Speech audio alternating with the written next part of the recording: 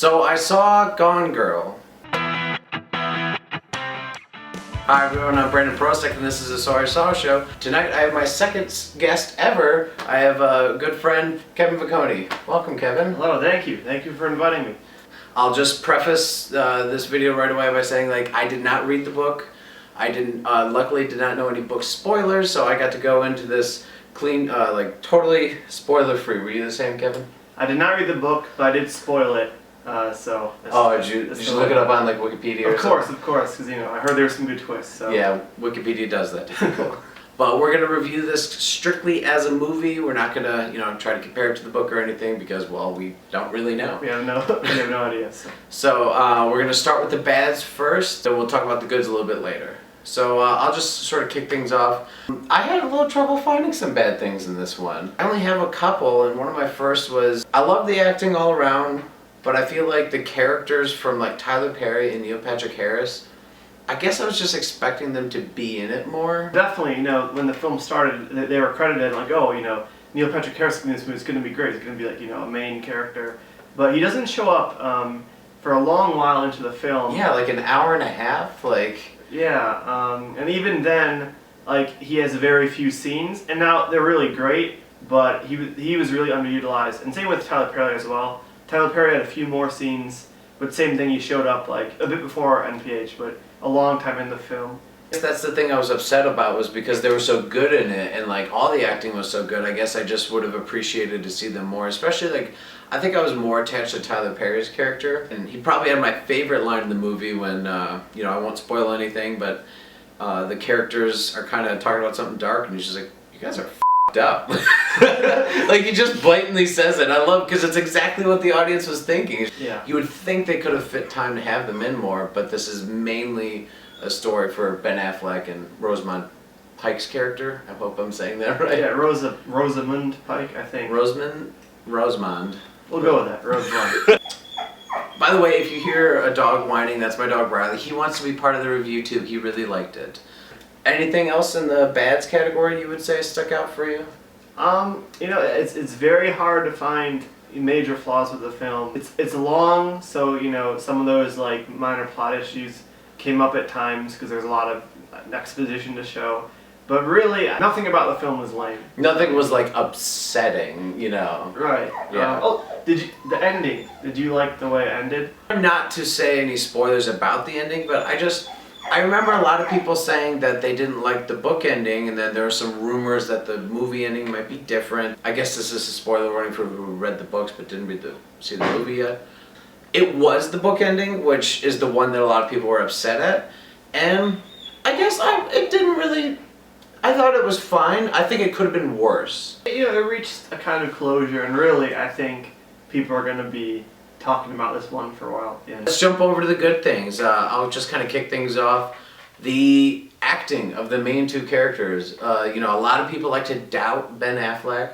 I think, with this whole controversy about him being Batman and everyone freaking out, I think this was a good role to show. It's no, he can act, people. Watch this movie. He can act just fine, and, he can be dark and brooding like Batman can possibly be, so ease up a little bit. And this was kind of like the Bruce Wayne movie.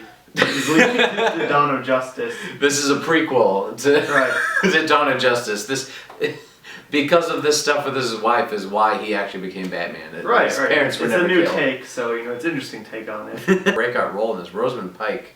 I hope I'm saying her name right, because wow, she nailed it. Oh, absolutely brilliant. She, she was warm and loving in certain parts, but then also she would be sort of cold and maniacal in other parts. And I've seen her in a few other things, but she's never done anything like this movie.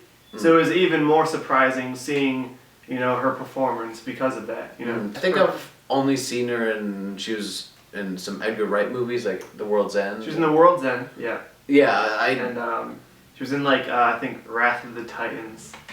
It's a bit different. Who saw that? Well, I did not. Oh, you did? I did, yeah.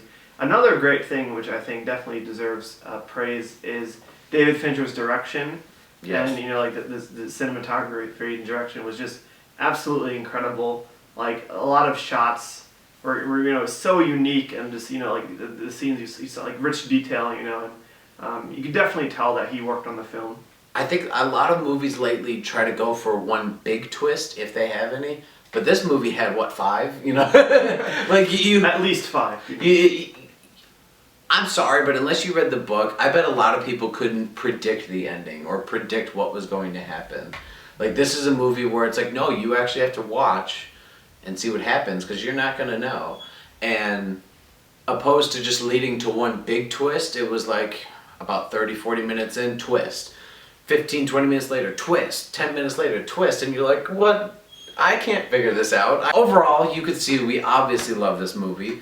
Is there any other closing things you'd love to just praise because you loved it, or good points that we haven't brought up yet? It was just a great story, great performance, great direction.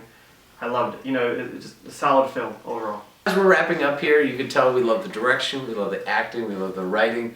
We loved so much of it. So I know I have my own rating scale. Kevin also likes to write reviews online, but what would you rate this movie? I would give it, I think, a 9.15 out of 10. Those for my rating. I actually changed it. I originally said last night I would give it my second best rating, and I decided, you know what, there's just too much good to not. I have to give it. It was tremendous, and I'm probably gonna buy it the day it comes out on DVD.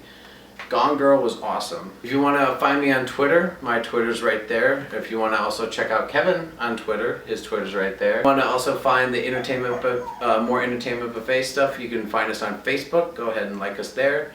And of course, you can always find, I also try to do put my video reviews up on moviepilot.com. Hop on over there, check out that stuff. And finally, the last plug is there's a big red button right below. You can subscribe, check out more movie reviews, TV reviews, and I'm still working. I have a bunch of sketches coming out this fall for you guys. I have like 6 in editing and right now, so I can't wait to get those out to you guys. So subscribe, stay tuned for those. Thanks for Kevin being on, my second guest ever after Jeff Burnett. Thank you. And now you saw the So I Saw show. You want to say it once yourself?